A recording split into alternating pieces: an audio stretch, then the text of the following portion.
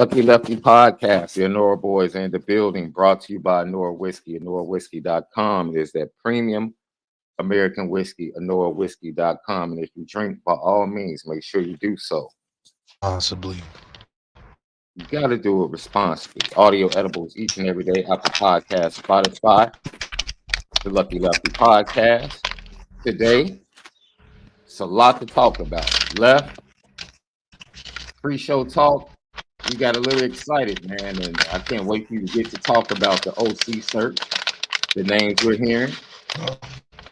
They had a practice today that the media was allowed to view the first 30 minutes to see some competition, some drills, things of that nature. When they went live, we got the boot. So we'll give you an update on some of the things we saw, heard, and we might as well go ahead and start right now, dude. What's smoking?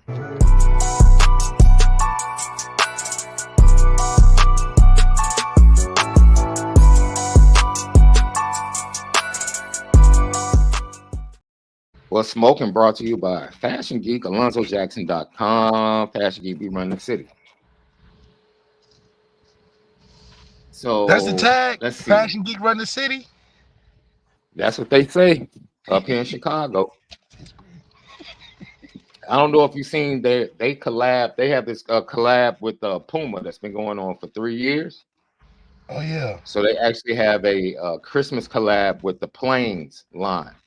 Oh. Yeah. Okay. So they just dropped those hoodies last week. It is hoodie season out there in Chicago, man. You gotta have a nice assortment. It is hoodie season. These kids making hoodie season every day of the year.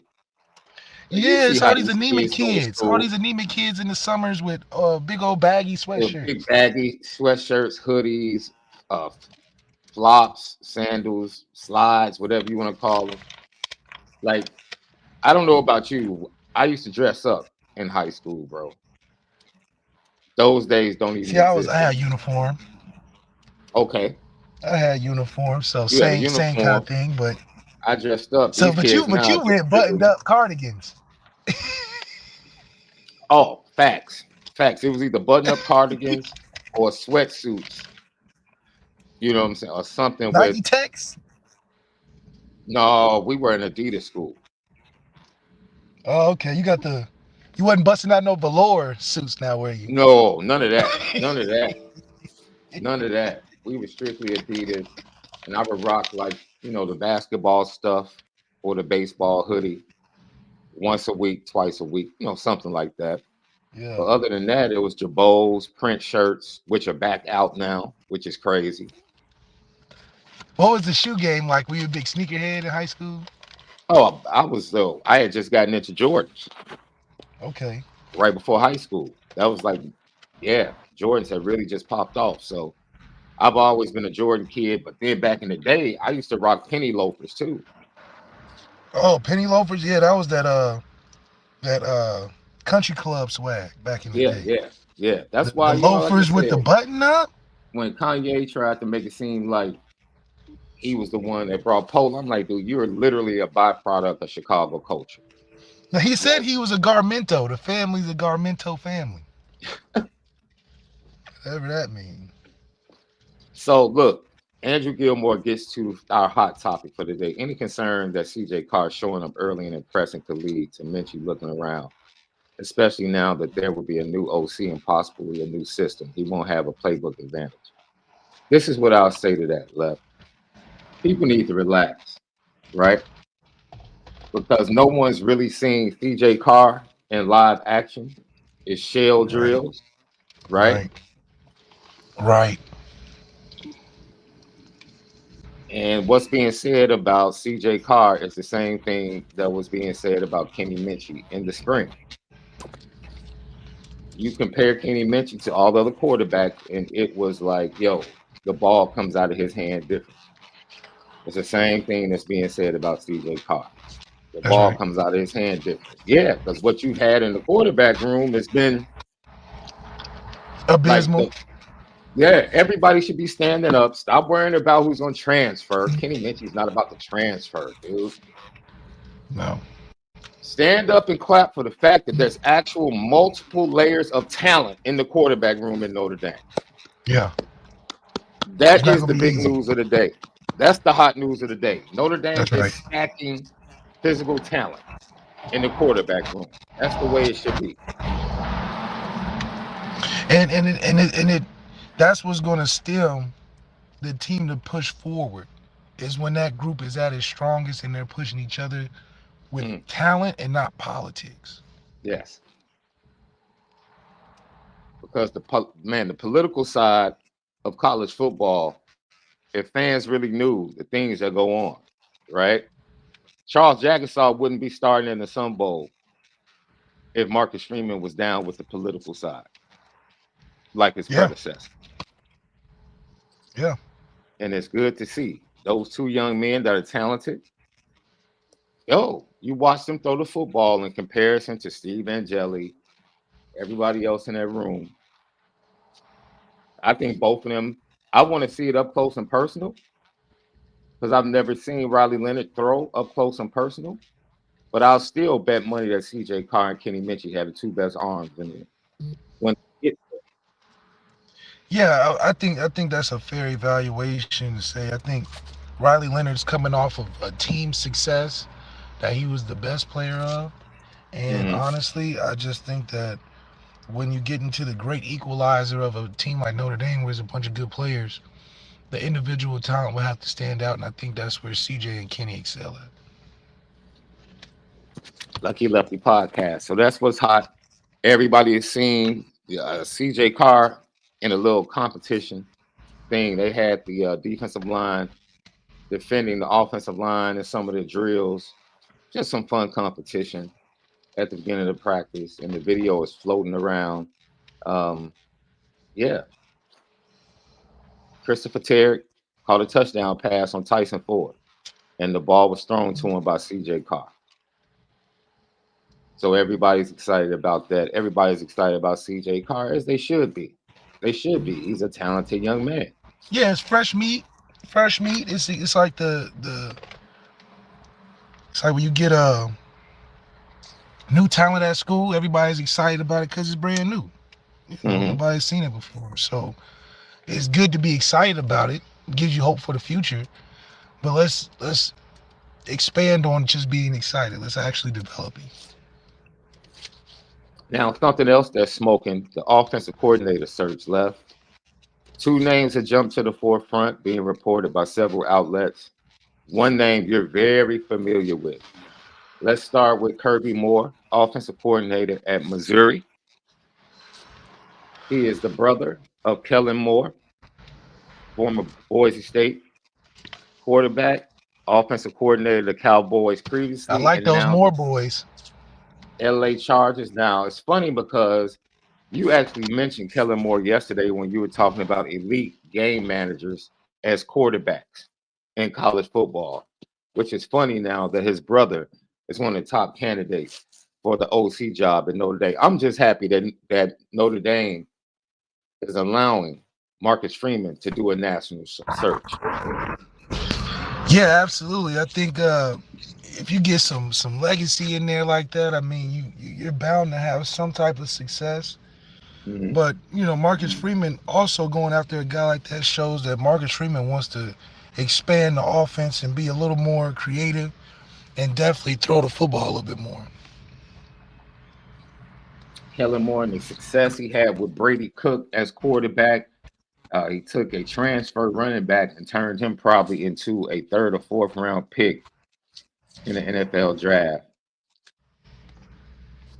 So he probably fits Marcus Freeman because Missouri had great wide receivers, but they built everything around the run and running out of the spread formation, which could be seen as a more modernized version of what Marcus Freeman ultimately wants to do from a philosophy standpoint left.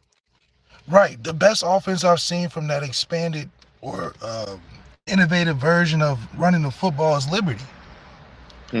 Liberty is taking a triple option and has spread the field with it and has made it hard to defend, especially with the athletes that they have. I think it's a good fit. So if it's something similar to that, I think we have something going. Yeah, Let me pull up their stats here. Points per game, they ranked 18th in the nation at 34 points per game. Yards per game, they ranked 21st at 441. Yards per play, 6.5, which is 14th in the nation.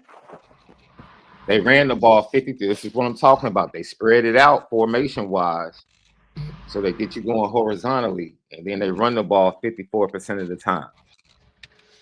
Yeah. At 4.5 yards a pop and 165 yards rushing per game. Now, through the air, they threw the ball 46% of the time. They completed 66% of their passes at 9.2 yards per pass. That's a pretty good percentage. That was 12th in the nation. Good numbers. And they were 15th in the nation in interceptions thrown percentage. So kind of break that down, Left. Still running the ball a vast majority of the time. Efficiency and completion percentage and high yards per pass.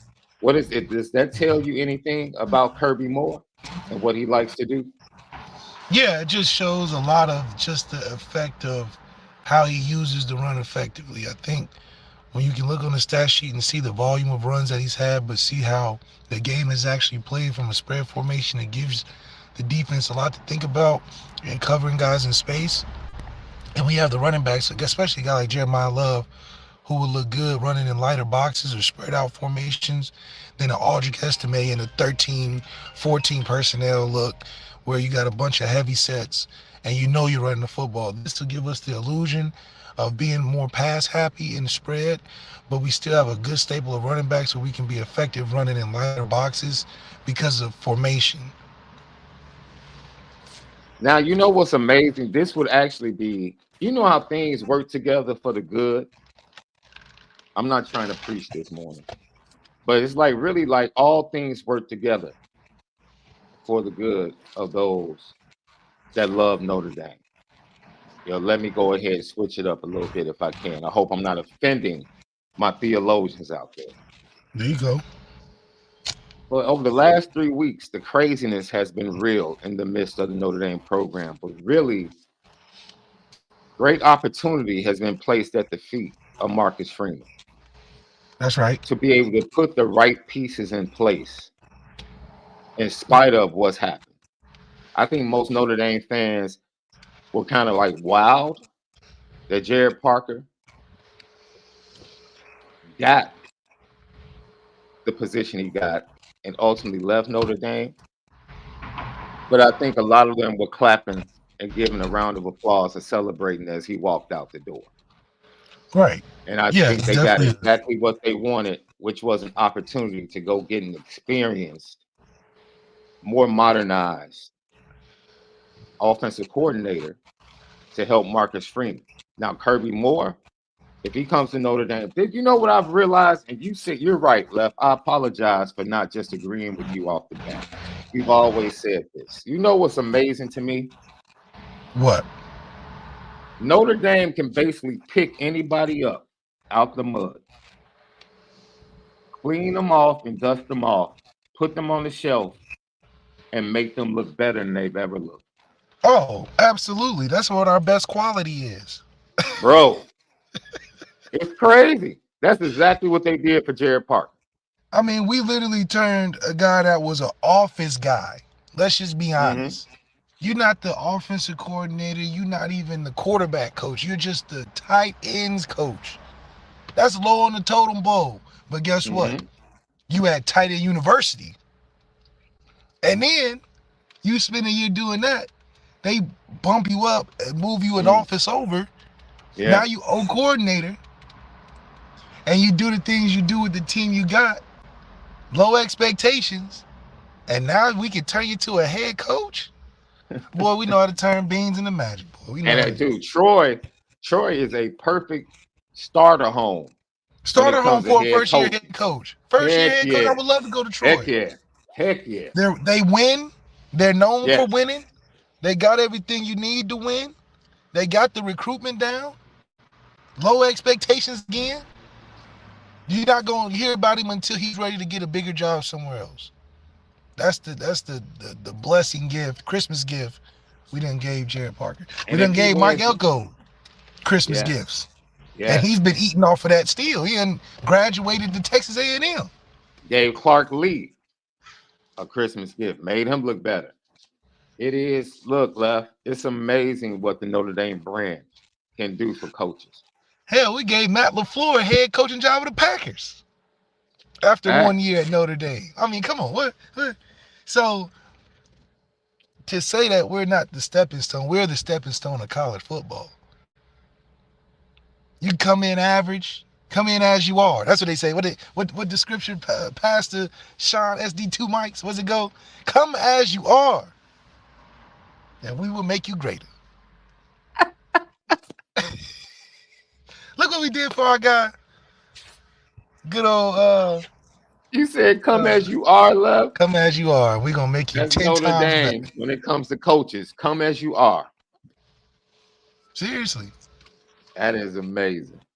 Because I mean, for whatever reason, it don't take long. I mean, think about it. Tommy Rees was a first-year offensive coordinator. It took a year and a half, and now he the hottest thing on the market. 2 years later, he at Alabama. What kind of resume you got to get into Alabama? So and they're ever rotating offensive coordinators. They got the same guys they rotate, and all of a sudden, Tommy, a 2-year, 3-year guy, jumps in there. Come on, man. This is Notre Dame. We do this, man. Man,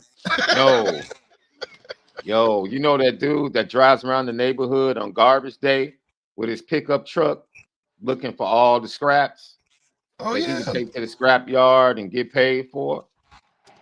Dude, and it's amazing. And we're gonna get into this LL question of the day, because we're talking about Kirby Moore as a possible or as a candidate for the offensive coordinator position.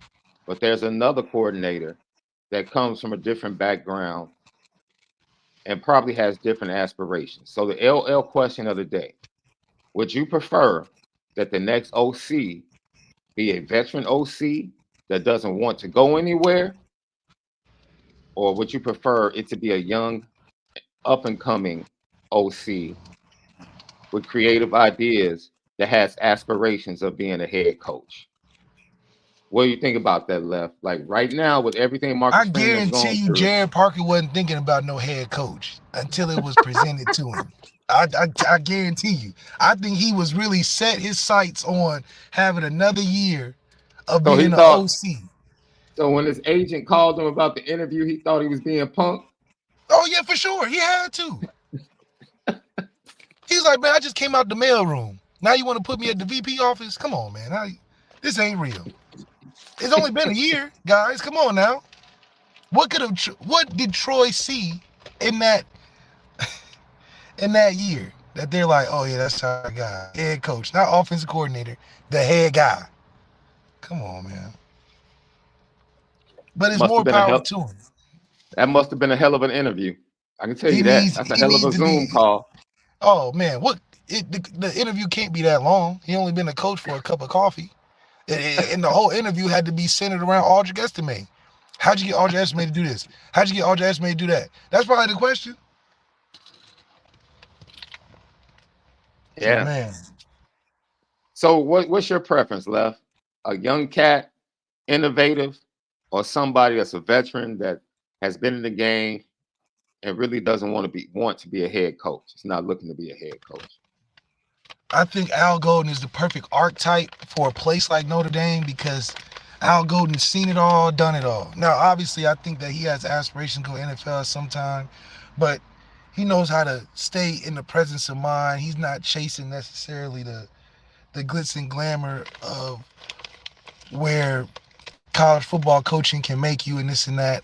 Obviously, he's more on the back end than what Tommy was or what Jared Parker is on the front end of things, being excited about moving up quick and fast and all that. I think Al Golden is just settled into the role of some guys are just coordinators and some guys are head coaches, and I think for Marcus Freeman to find a guy that's solid like that, just proves to be what works at Notre Dame. Because I'm sure Al Golden had all types of offers after the first, second year.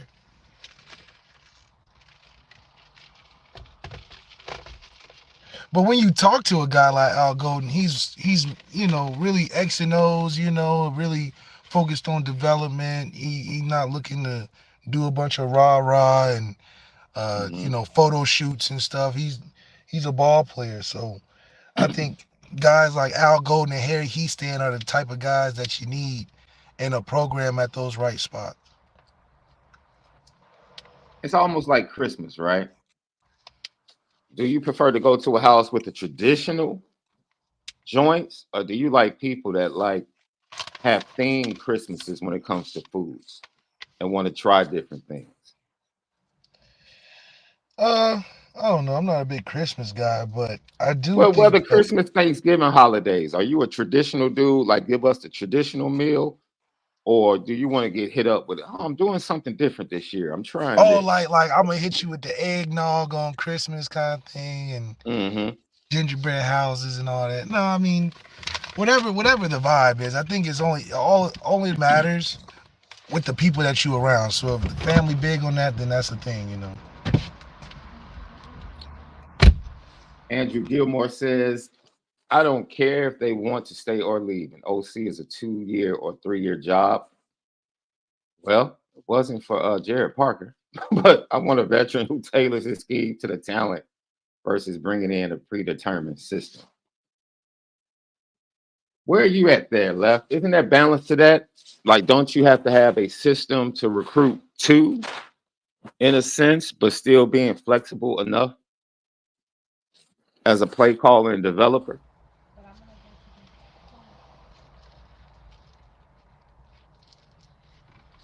Oh, it went out. What did you say?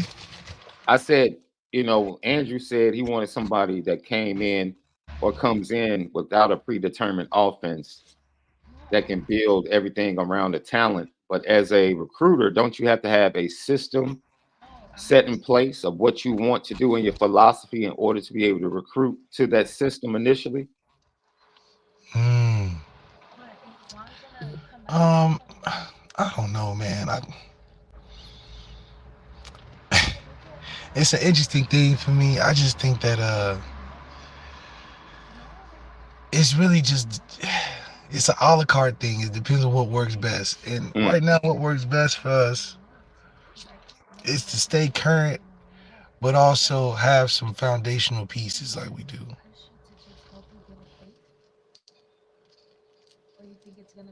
I think moving forward, whoever becomes the next OC is going to have some really good talent to work with.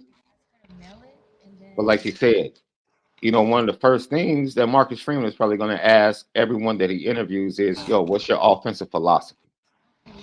It should be, does your philosophy fit with him and what he wants for the team? Because I think whenever Marcus Freeman can lead with that, that'll make the search easier. Do you fit X, Y, Z of what I want to run for this team? No, I like to do this. I want to do. Okay, then you're not the guy. And that's how Marcus Freeman's got to be. Because I think the more that he's in control and knows of what's going on and how things are ran, the better the program is. If he's bringing a guy in because he's hype, he's had a good season, he's doing this and that, but it's not in line with the philosophy, I don't think it'll meld for when it comes later in the season. Okay, so we said that Brady Cook, think about this, Left. Missouri ran the ball 54% of the time, right? Okay. That's a running offense. Brady Cook threw for 3,200 yards, the quarterback. Cody Schrader, the leading rusher, ran for 1,489 yards. Their leading receiver caught 1,197 yards. So the ball's all over the place, I tell you that. This is my point. For people that want to go crazy, like, oh, we need to throw the ball more. This is an offense with Kirby Moore at the helm. Coach Drink, who's an offensive guy, could be heavily involved with the play calling, but the offensive coordinator in his offense in 2023, with Brady Cook as the quarterback, was able to put up great numbers in every area, running the ball 54% of the time. Yeah. So you can be an explosive offense still running the ball, and you don't have to go crazy passing the ball to be able to get big plays in the running game or the passing game. And it's good to see him use the run and stem off of that. And I think that's a good transition for an offense that wants to see more action outside the hashes, is to be able to still use what we're good at, but use the one or two pieces to make us better that Missouri was able to do a benefit. Now, they had Theo Weiss Jr. out there now. Theo Weiss Jr. was one of the top receivers that went to Oklahoma and transferred. Luther Burden as well. So that dude conversation comes into play as well. Yeah. Because they made some highlights. I saw a couple Missouri games. They were making some plays. So it's a combination of dudes and the right fit. I think this is a potential scheme for a right fit, considering your quarterback with Riley can do things with his legs. And if you're running in spread formations and you have him and Jeremiah Love, that's a good 1-2 combo for a lighter box. It's just going to stretch the talent of what Riley Leonard can bring for us, because it's going to show, okay, can you extend the ball outside but also run the ball when you need to? So hopefully Riley Leonard looks like Bo Nix and just puts up a bunch of numbers. And I think that'll just bode well better for making the transfer make more sense, but also helping our offense look different. So you look at the statistics, I would see by why Marcus Freeman would be drawn to Kirby more, because he fits the overall philosophy of what Notre Dame wants to do under Marcus Freeman, which, heck, is what Kirby Smart wants to do, is what Nick Saban wants to do, which is run the ball, take care of the ball, play defense, and when you get your shots, take your shots. It's very rare that you find Steve Sarkisian types, Lincoln Riley types that just run the ball as an afterthought, or they don't even really want to run the ball, but they know how to set up the run properly off of the pass, shall I say. Yeah, a lot of that is built off of system-based stuff, that air raid, people that fall off that air raid tree. The Mike Leach is college football coaches is huge in nepotism. So all these guys are like cousins and friends of guys that they looked up to, obviously. So a lot of that pass first stuff is a system that they based it off of. But football is football. And I think running the football, especially late in the season, is important, which is why I think we're good late in the season, is because we're always good at running the football. That's why you can get games like Stanford at the end of the year when we just run them out the building because we're doing what we do best. But I do think that it's got to be a melding of what our players that we're getting in and assessing the talent that they're bringing to the team, as opposed to them just being highly rated guys in the portal. And then how do you mix that with building a future for your offense and a program that has to find identity? That's the biggest question in the offseason, is finding identity for the offense.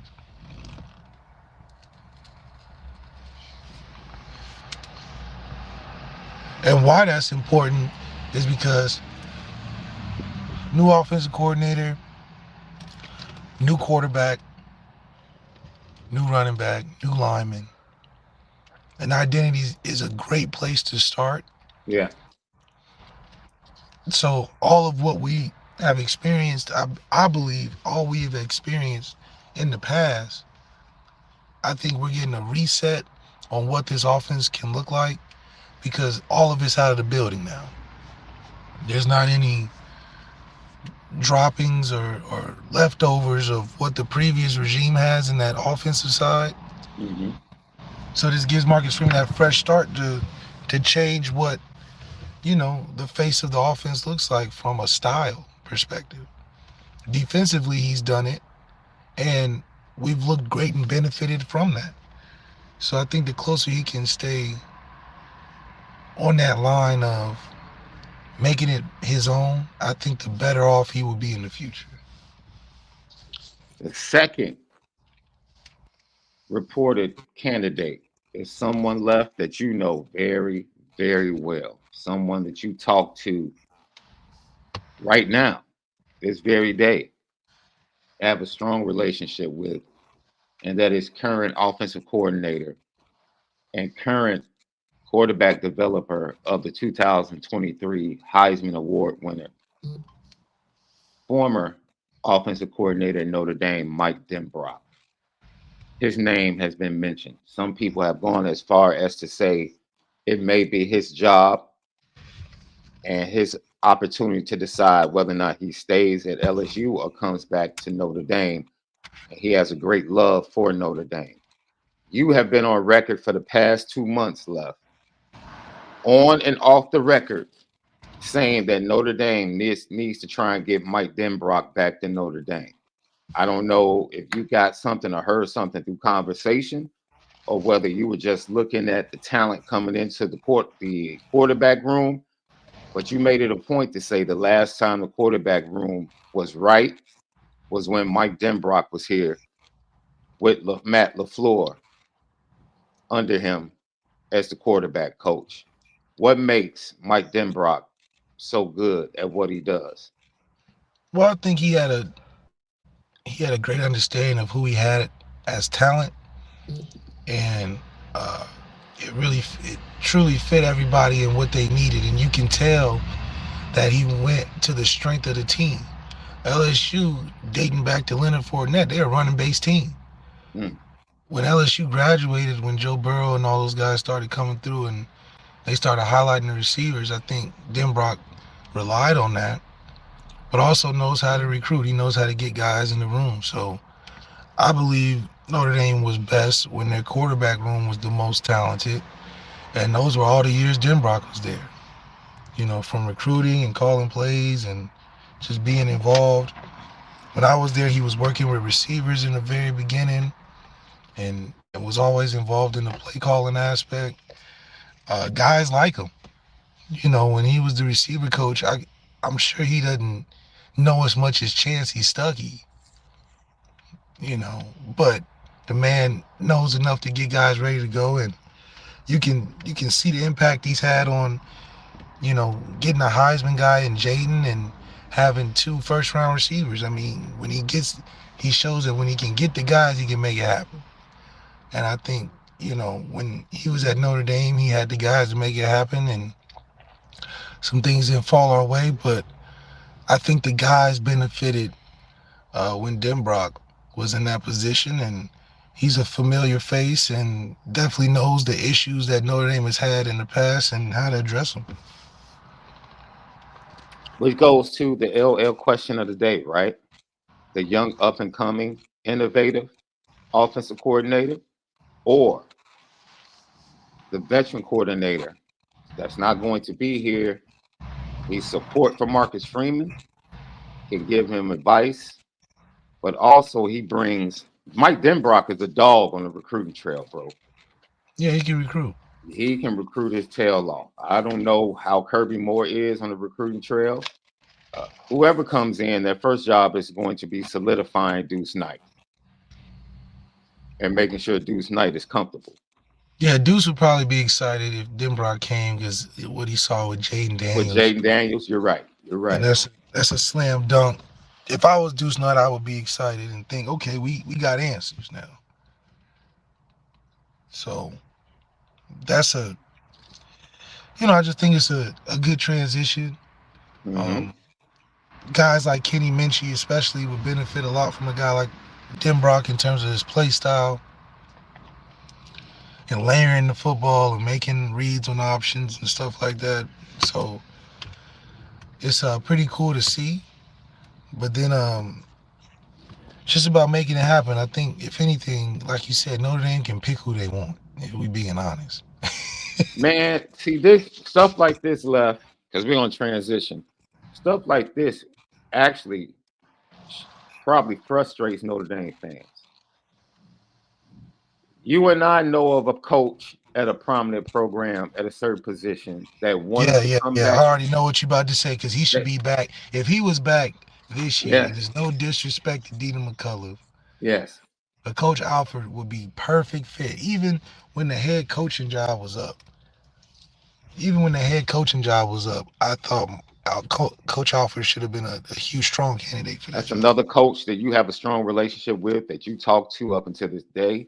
And you know, if he had the opportunity and the money was right, you know he would want to come back to Notre Dame. Yeah, he deserves a head coaching job somewhere. And I think when people, because I think Mike Denbrock did just sign an extension to his original deal that was signed. Originally, he was making $1.5 million. I think he signed it back in January 2022. He got an extension, I want to say early December. I think it was a 3-year extension, if I'm not mistaken. But and he probably upped his pay, so he might be up to $2 million. How Which much you think you honestly, get by getting the Heisman? That's probably an extra 500K, I mean, huh? that's why he got the extension. Right. That's got to be an extra 500. Heck yeah, heck Oh, yeah. Heisman shoot, you gotta get more than that. What's wrong? But this is my point, and this is what frustrates Notre Dame fans.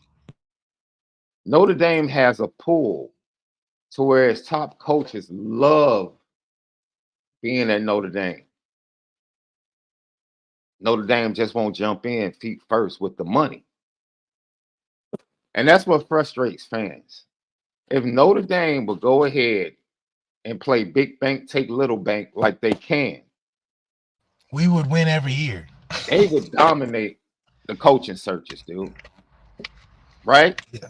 Let me tell you something. And man, everybody can relate to this. If you're a homeowner and you have children, you know when they get to a certain age, like your decision as parents is all about their education, right? I got to move into the right neighborhood to make sure that I get them into the best school district.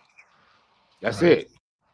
And the taxes that you pay are probably going to be a little bit more, but it's well worth it because you get special services, you get parks and recreation, you get a nice downtown area, and you get the best education for your kids. That's what Notre Dame would be if they jumped in feet first Oh for yeah. coaches. But Oh see, yeah. dude, when I had my daughter in the HF, Homewood Flossmoor District here in Illinois, it's like top 10 in the entire state, bro. At one time, it was like top 3. I think they fell back a little bit. But it's top 10 in the entire state. And it is amazing, Left.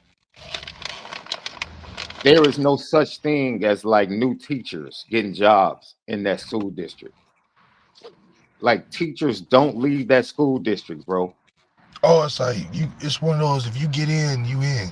Yes, it's one of the highest paid school districts as far as teachers. Look, bro, this is how big time, and their football program, athletic program is nowhere near what you would see at some schools in California and Texas. Not even close. My daughter was a cheerleader. This messed me up, bro. She was a cheerleader on varsity as a freshman. Dang. She twisted her ankle. She went to the office, twisted her ankle in gym. They knew she was a cheerleader. They told her, don't go to practice today. You have to go see the athletic trainer. And she literally got treatment as a cheerleader because they have an athletic trainer staff for the full athletic program. Multiple. That's unheard of in a public school in Chicago. Oh, that's a public school doing that. Yeah, that's a public school in the suburbs. Oh well, I didn't know that. That's what I'm talking about. That's why parents will pay the outrageous taxes to send their kids to those schools, because for a public school, this is the type of stuff you're getting as a parent. It's ridiculous. It's absolutely ridiculous. And that's what I mean. Like coaches would flock to Notre Dame in droves and stay if Notre Dame jumped in feet first with the money. With the yeah, they had guys there for life. Because people just love the program. The experience of all the coaches when they leave, most of them leave because of the money, if they're totally honest. That's the They only love reason. they love the program, they love the university, they love the people, they love the community. The only thing really holding them back, man, it's crazy. So Mike Denbrock, along with Kirby Moore, two names at the top of the OC research or search list for Marcus Freeman and Notre Dame. Do you go old school or do you go new school? I go with what works. Yeah, we'll see how it plays out, man. We'll see how it plays out. Lucky Lefty podcast. When we come back, let's dig more into some of the things we got from the practice today and close it out with a little Christmas talk, dude. What's the one song that gets you going during the holiday season? What's the one song that gets you going during the holiday season? Lucky Lefty podcast. We spin it different. Welcome back, Lucky Lefty podcast. Notre Dame had a practice today open to the media for like the first 5 sessions. All types of highlights floating around social media. We're going to get into some of the things that were seen and heard. But I had to pick my daughter up from the airport early this morning. That's right. You know, one thing we've learned through 4 years of her being in California and coming home? What? There's nothing better than the red eye flight when you're coming from the West Coast. Yep, nothing better. For the first 3 years, we were booking her on the 5:30 a.m. flight. That's tough. Yeah. Right? She rarely could find somebody to take her to the airport, her friends, because they would be knocked out, sleep, over at a boyfriend's house or something. When she was dating guys, guys were nice enough to, drop her off every now and then when she had a boyfriend. But those times she didn't, like, man, the prices of the lifts was crazy at 3 a.m, fam. 2 a.m, right? 5:30 a.m, she had to be at the airport no later than 4. That's ridiculous. Right? So she's getting picked up. LA traffic, even at that time, she's getting picked up at like 2:45. Yesterday, she sat in traffic for like 40 minutes in the same spot. Easily. Trying to get to LAX. It was crazy. And she actually sang the national anthem at the girls' game yesterday. Oh, wow. She sang the national anthem at the girls' game. She'll be singing the national anthem at the boys' game on January 3rd when she gets back. She sang the anthem, walked straight out, got her bags, got the ride, sat in traffic, but still made it in good enough time where she didn't have to rush through security. And everything was cool. But yeah, if you have kids coming from the West Coast, definitely book them on the red eye. Every time. Book them on the red eye. You can pick them up early. Book them on MalikZaire.com. That's where you book them. There you go. There you go. For the holiday season. So we stopped to get us something to eat. This is what I want to ask everybody. And everyone that's traveling, whether it's via train, airplane, or car this holiday season, please be safe. Please be safe and get to your various destinations safely. What is the one song? Because I told you, Left, I'm not really big into Christmas. So we stop and we get something to eat. You know what I realized is one of my favorite holiday songs that I bopped to?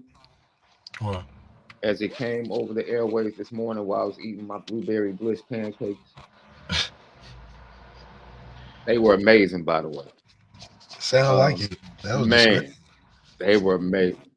You get that into it. That Donny Hathaway This Christmas, bro. Man, that's so crazy. I was about to say that. I was about to say that song. Bruh. I was going to say the Chris Brown version, actually. That one is pretty nice too, bro. Man, that's so crazy. I was gonna say the Chris Brown version this Christmas. Man, bro. That's a good song. That song is, Man, you gotta be a jerk not to like this Christmas, bro. you all the way in Chicago, I'm all the way in LA, and I thought about that same song. It's crazy. Bro, I'm telling Oh you, man, we've been on the Lucky Lefty podcast for some time. I am I am definitely a bah humbug to my ladies in the house because they are over the I top think it's about the Christmas. Brown version. But man, What made you think of that song, Sean? I gotta ask you. yo, I'm telling you, it came That's the it came same over, song I was bro. going. It came over because my daughter, they were playing Christmas music the entire time, and my daughter's just like singing every song, bro. And I'm just looking at her like, yo, it is early in the morning. Like, why are you so chipper? And she's like, man, I love Christmas and da da da. And then Donnie Hathaway came on, bro, and I'm like, yeah, bro. This Christmas. Yes, Yeah, sir. yeah, yeah, Yes, yeah, sir. yeah, yeah, yeah, yeah. And she was like, see, now you bobbing your head. I'm like, yeah, you're Just right, that baby girl. song, though, you know. This is the That's one. it. This is the one. This is the one. I guess the other one is the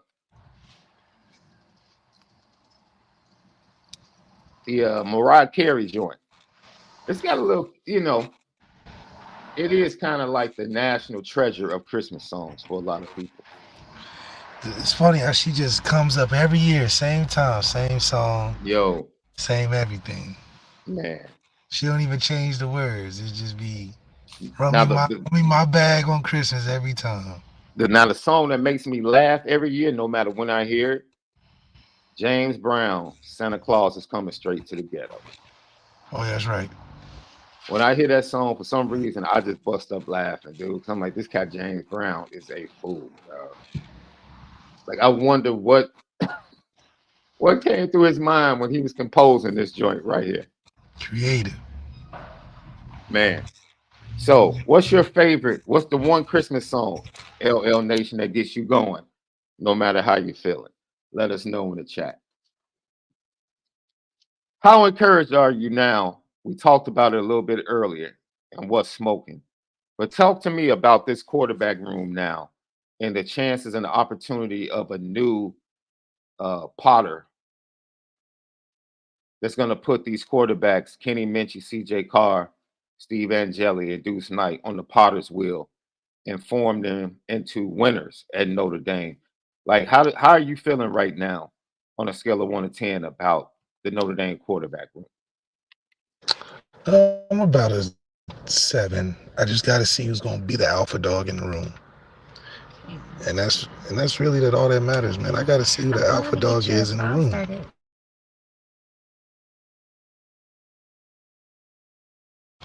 But I do think if we find the alpha dog in the room, it'll change everything.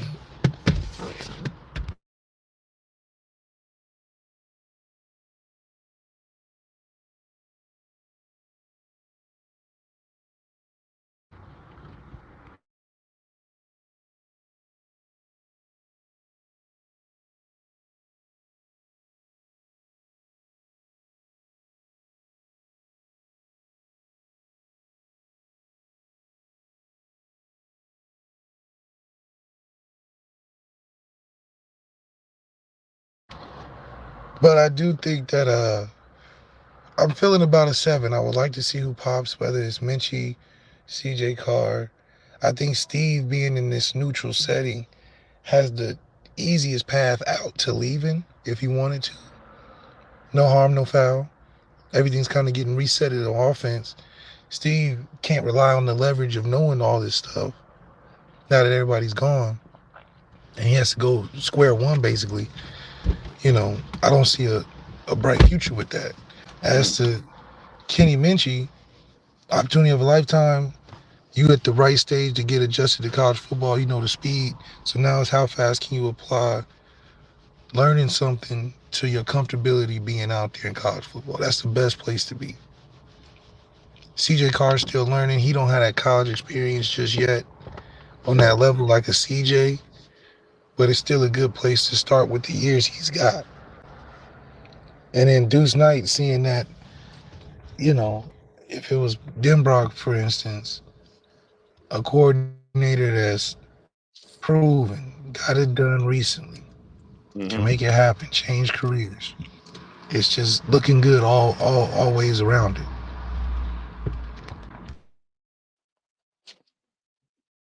What is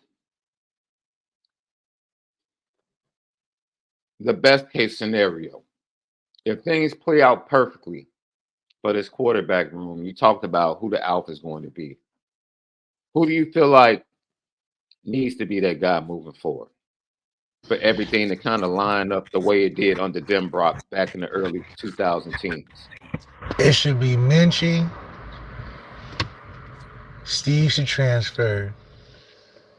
Minchie get 2 good years and be really productive.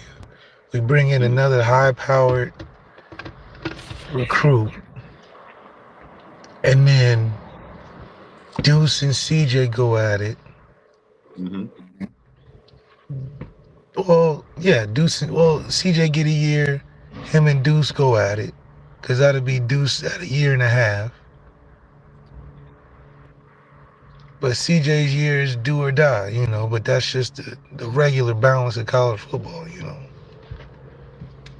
I think if Minchie is who I believe he can be, he should be 2.5 years, setting the pace for the room for the next guy to be the next guy. Yeah, I spoke with somebody this morning, and their exact words were, "Yo, I love Kenny Minchie, but man, he's gonna have to do. He's gonna have to put in work and stay on top of things to keep CJ at bay." Yeah, it's really just realizing, And that's what you opportunity. want to hear, right? Mac Jones had to do what he had to do to keep Bryce Young at bay. Like Jalen Hurts had to do what he had to do to keep Tua at bay. That's how you form a quarterback room. Everybody should feel like the dude behind them is breathing down their neck. That's Yeah, competition. yeah, and if you Marcus Freeman, you just got to think of it as, best case scenario, how it should play out in your mind. I think the easiest way to get the most out of it is doing the way I thought, only because you can take advantage of the years. Plus, you can keep the steadiness of the quarterback productivity regardless of uh, who's in there, because you have not only the experience of being in college for a year or whatever, but the competition that you're pushing for, and having guys anticipate knowing their role coming into it, and that really is like 80% of the battle. I think when roles can become clear and what you're coming into and how they see you play it out, I think that's the ultimate thing that you want, because that way you know that you have time to develop, and you have time to also know what you need to do better. So you're allowed to see the future. You can't see the future and every year is just, oh, whoever's the best is going to play. You Yeah. don't get that quite pipeline that you're looking for. Get to the bad questions in right now. We'll get to those at the end of this segment right here. Lucky Lefty Podcast. The Honora Boys, Sean Davis, Malik Zaire. Left, I'm not where you are, Left, which I'm thankful for. Mine is grown, bro. I don't have to leave the house to go get anything for Christmas. You dig? Are you done Christmas shopping? Haven't even started. Man, oh man. Woo! I remember those days. Listen, I'm an everyday type of guy, But let me ask you you know. something. Little, I know Little Left, but both of the boys, do they ultimately share the same toys? I'm very interested in hearing how this goes, bro. Because you'll buy something for both of your boys. And then the youngest always wants to play with what his big brother has. Yeah, it's like it's a if it looks more fun, Would you depending on who like a has it, cab? they'll try to Yeah. go after it. So if one's having more fun with something, Right, right, right, oh, right, I gotta see what that's about. right. So it's back and forth. It's just one of those things. Big brother, little brother. Like I'm gonna just take it from you because I'm bigger, stronger, that kind of thing. But the little one got some fight in him. So You got to have fight in you as the youngest, bro. You got to. You got to. That's the only way you survive. That's the only way the big brother lets you hang around. yeah, they take it real personal. Yeah. Lucky Lefty podcast. Now, as we move on, one thing we did see is that Jeremiah Love and these running backs are being integrated into the passing game a little bit more based upon what we see. I think left, honestly, whether it be DENBROCK or KIRBY Moore, with the spread run attack, I think the talent and the transition from the power running game with Aldrick to more of a spread run game with the talent they're bringing into the room. When you talk about Keidron Young, your boy Aeneas Williams, Jadarian Price, and Jeremiah Love, their skill sets might fit what KIRBY Moore likes to do a little bit more than what has been traditionally in place at Notre Dame as far as the running game and running backs in the passing game. So this might have fallen into Marcus Freeman's lap perfectly, the opportunity to transition to what fits the talent offensively for the Fighting Irish. Yeah, the biggest thing is to be able to get all the playmakers that you have the ball as much as you can. Mm-hmm. And with an offense like he has, you can definitely do that in the run game, and it can look more versatile for you. That's amazing the way it's played out, Notre Dame fans. It's almost played out perfectly for Marcus Freeman. Like, if you don't want the things that have transpired to transpire, you don't want the things that transpired with Chancey Stuckey to go the way they went. It led to dysfunction throughout the season. It led to a mass exodus in the room. But Notre Dame responded. They had a great opportunity to put more veteran leadership and veteran production in the room that they wouldn't have had things stayed the same. They accomplished that. Jared Parker, the majority of Notre Dame fans were asking for him to be fired and let go. He gets a job at Troy. Your wish is granted, Notre Dame fans. Merry Christmas. That was under your Notre Dame Christmas tree. Now, Marcus Freeman has another opportunity, or seems like he's been given the opportunity to do another national search to get the right guy to share in his philosophy, but bring a more modernized spread view of that philosophy to give better execution and mirrors exactly what they have from a talent standpoint on the roster. Everything seems to be lining up the way Notre Dame needs it to line up with Riley Leonard and the transfers coming in on the offensive side. Couldn't have played out any better, in my opinion, as we sit here today. As I said, Cam McDaniel is going to jump in with us. I texted with him yesterday. He said he's hearing great things about the strength and conditioning coach that is rumored to be leading for the Notre Dame job coming out of Denver. He said he's hearing great things from everyone he's talked to, and he's going to come and do a full show with us because what he believes in is similar to what Cam McDaniel is doing down in Texas with his company. So I'm super excited about what Marcus Freeman and Pete Bavacqua, who Marcus Freeman said yesterday or said Saturday, he's had discussions over the last year with Jack Swarbrick and Pete Bavacqua about what he needs and what needs to change, not only with NIL in the portal, but also with the coaching staff. I feel really good about that.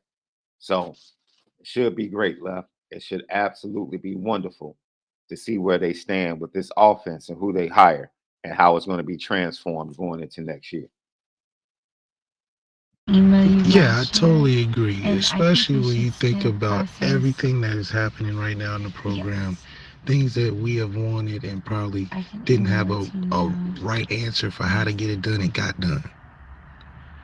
We're clearing the decks. And from an expectation standpoint, year 3 for Marcus Freeman needs to be the streamlined year to show the direction where the program is going. Are we trending upwards or trending downwards? I'm going to send out this PSA warning to the Oregon State offense,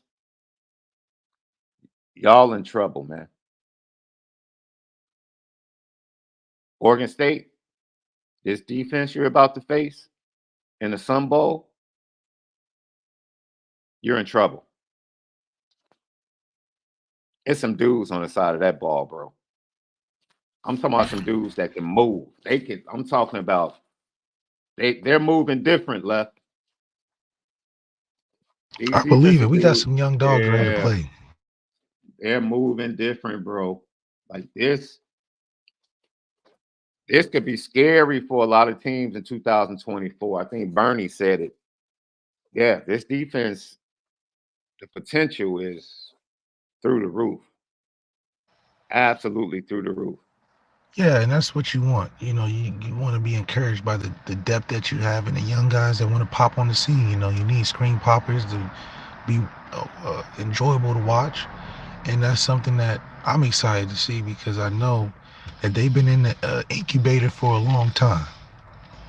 I want to see what that finished product looks like with all them you got to practice right habits that Marcus Freeman has been preaching. Totally agree with that. Something else.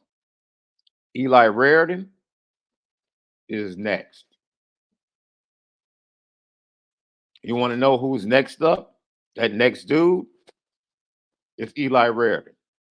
And then I would probably put Cooper Flanagan right behind him, left. But Eli Raritan, yeah, he's that dude at tight end. Really? Yeah. He's next. Mitchell Evans is probably going to come back, be the leader of that room. But that cat Eli, as far as like targets, he's going to be snatching it off that plate. For real. I'm excited to see that. So Somebody is he else. more of a receiving tight end? First of all, he's their best blocking tight end, according to a lot of people this year. Interesting. But during these practices, his pass receiving has really taken the next step. Remember, this is his first year. He came back in the middle of the season from that ACL. So he's still getting back to like what he used to be athletically. He's still on that journey. Right. So he's building. And so he still has some room for growth. And that's encouraging. Very encouraging. Yeah. KK Smith. KK Smith, the redshirt freshman, is making plays. They're very excited about his ability with the ball after the catch, left. Very excited. Making plays in practice. Someone to watch in the bowl we can game. get some guys that can make something happen. If we can get guys that can make something happen after the catch, I mean that's the best of both worlds. I think that's another dynamic piece that we talk about, an X factor. It's one thing to have a young guy with talent out there, like a Jaden Grayhouse or Rico Flores. But who's that Zay Flowers? Who's that guy that's gonna catch it and just turn a 5 to a 15, 10 to a 25? Those are the guys that we want to see to add to an offense that's dynamic in the run game. Because if you can get a couple guys on the outside in the slot, being able to pick up some explosive plays for you as well, it only strengthens how dynamic you can be when it matters late in the season.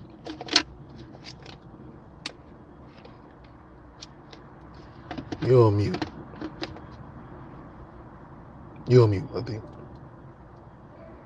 It's amazing, left, as we get ready to close, that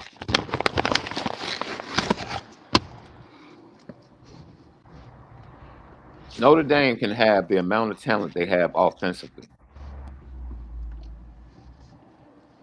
And the final piece could be this quarterback room.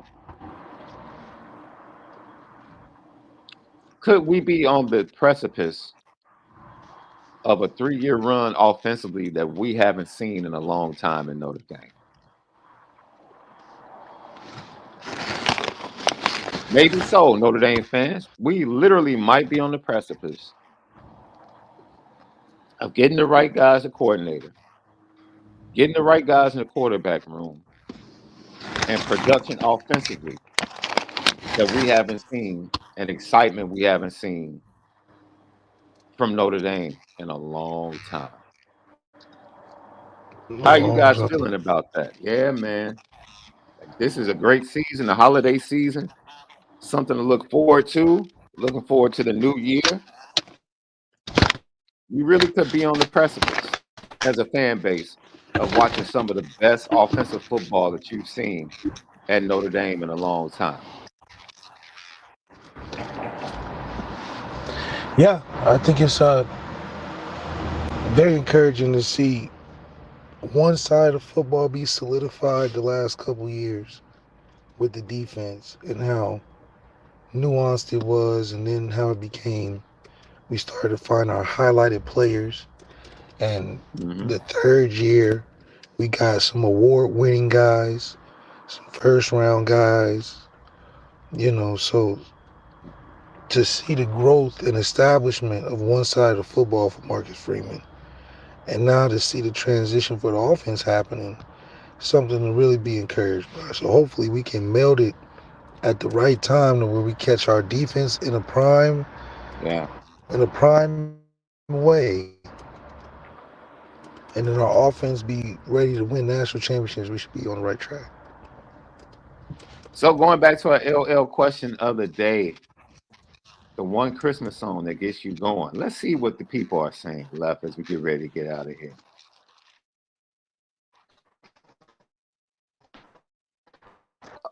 Bernie, going back to earlier conversation we were talking about, says my brother had 6 kids go through the HF school system. Amazing high school. Yeah, man. The entire school system from kindergarten all the way up is absolutely amazing.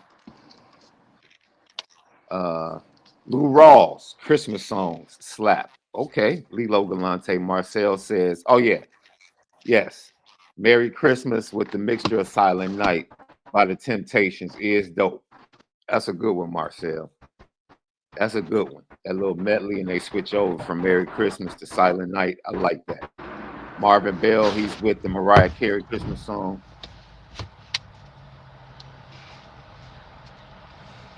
I saw some other ones. I know, let's see.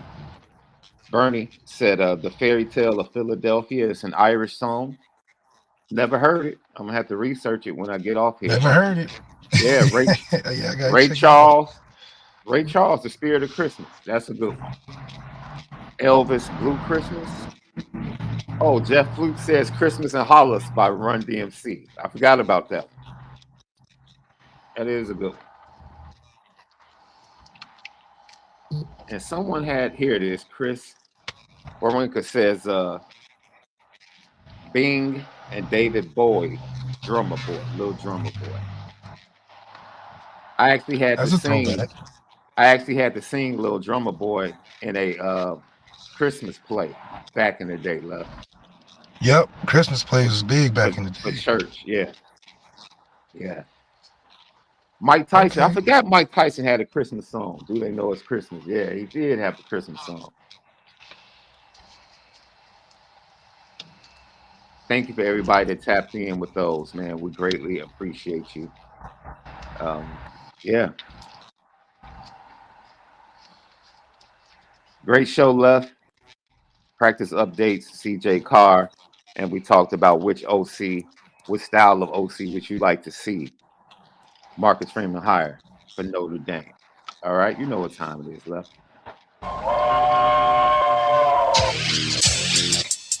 Petticoat.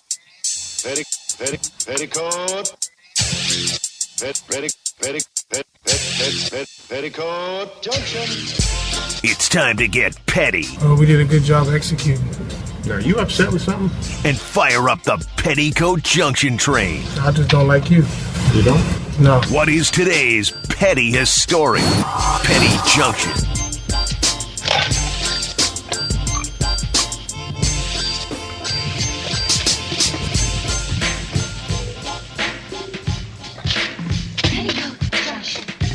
Petty Junction, Petty Story today brought to you by ONORA Whiskey at NORAWhiskey.com, that premium American whiskey. Don't forget MalikZaire.com for all your travel needs, MalikZaire.com. Left. I'm gonna put Anthony Edwards on the petty train. He needs to come punch his ticket, Oh, but for a different reason, love. okay. It's a bigger picture. A young man gets no judgment from me, no condemnation from me at all. None.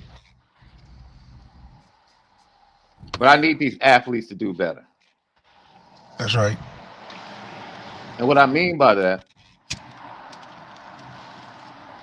the thing that upsets me the most and that amazes me is how these athletes across several sports, for some reason, love to date the same people.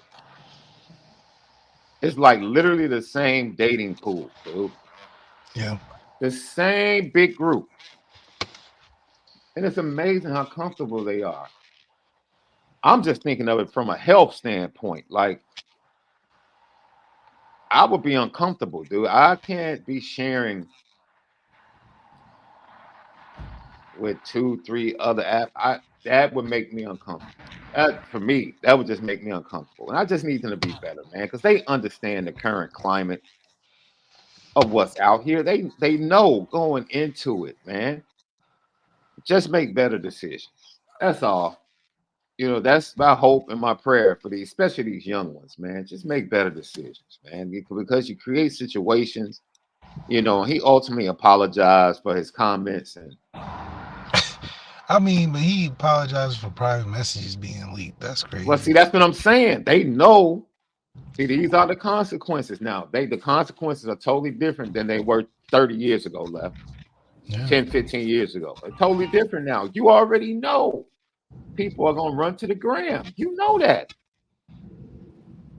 You already know they're going to screenshot everything, take it to the gram, and hold on to it. You already know that. That is the current climate, the current culture we live in. The NBA does a full week before they even go to their camps, letting them know the dangers and what to look out for. Young man, you are an ascending superstar.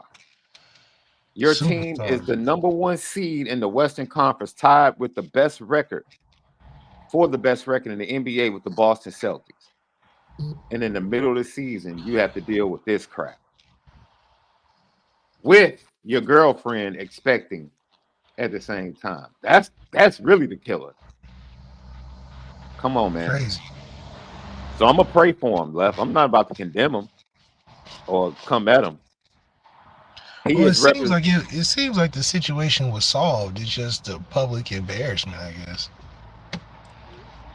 Well, like I said, the comments initially, like he said, he spoke out of frustration initially, and then from that point on.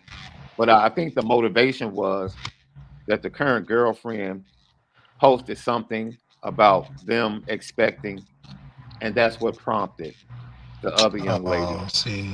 Just make better decisions out there, guys. Make better decisions. That lets you know the mindset of, because someone that was really comfortable would have just been chill. Like you said, it seemed like the matter had been handled. Yeah, I mean, it seemed like it was just transactional or something. Yeah. So, yeah, man, I just need the athletes to do better, man. Just make better decisions. You put this on top of, put this on top of what Zion Williamson had to go through recently. Yeah, you would hope that they would learn their lessons, man. Moving forward. Lucky Lefty Podcast. Have a great day, guys. If you're traveling, once again, get to your destinations in safety, man, and we'll talk to you guys tomorrow. Where I'm gonna put the poll up today. Let me know. I'm gonna give you guys a full day to think about it. What's the one play call you will not miss seeing in the Sun Bowl with Jared Parker no longer being the offensive coordinator? What's the one play call you won't miss seeing Notre Dame run ineffectively in the Sun Bowl? Because I think the play callers are going to be a little bit different than Jared Parker. We'll talk about it tomorrow. Lucky Lefty Podcast. You guys have a great day. But most of all, make sure you spend it different.